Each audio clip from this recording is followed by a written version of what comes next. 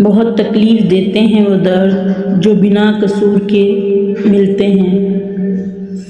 आपको ये लाइंस कैसी लगी, और अगर आपने भी कभी बिना कसूर के दर्द सहा है तो अपना एहसास नीचे कमेंट में ज़रूर शेयर करें। अगर आपके दिल ने भी ये दर्द महसूस किया है तो मेरा चैनल का साथ दें और ऐसे एहसासात के लिए चैनल को सब्सक्राइब ज़रूर करें। शुक्रिया।